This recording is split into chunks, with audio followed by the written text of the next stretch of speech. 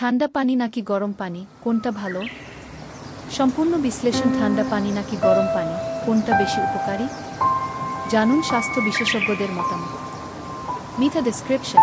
ঠান্ডা পানি ও গরম পানির পার্থক্য, উপকারিতা ও কখন কোন পানি পান করা উচিত। সম্পূর্ণ বিশ্লেষণ করুন। স্বাস্থ্য সচেতনদের জন্য গুরুত্বপূর্ণ তথ্য। ঠান্ডা পানি নাকি গরম পানি? গরম পানি পানের উপকারিতা। ঠান্ডা পানি পানের সঠিক সময়। পানি ও স্বাস্থ্য। পানি কেন এত গুরুত্বপূর্ণ? আমাদের শরীরের 60% অংশই পানি দিয়ে তৈরি। তাই পানি শুধু তৃষ্ণা মেটানোর জন্য নয়, বরং শরীরের প্রতিটি কার্যকলাপের জন্য অপরিহার্য।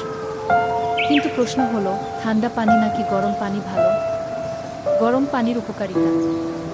গরম পানি শরীর থেকে টক্সিন দূর করে, হজমে সাহায্য করে এবং চর্বি কমাতে সহায়তা করে।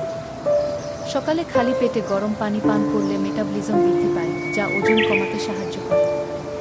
আরও কিছু উপকারিতা। গলা ব্যথা ও কাশি কমায়, রক্ত সঞ্চালন উন্নত করে, শরীর উষ্ণ রাখে, ত্বক পরিষ্কার করে, কোষ্ঠকাঠিন্য প্রতিরোধ করে। ঠান্ডা পানির উপকারিতা। ঠান্ডা পানি শরীরকে শীতল রাখে এবং ক্লান্তি দূর করে। গরম আবহাওয়ায় বা ব্যায়ামের পর ঠান্ডা পানি পান করলে শরীরের তাপমাত্রা নিয়ন্ত্রণে থাকে। আরও কিছু উপকারিতা।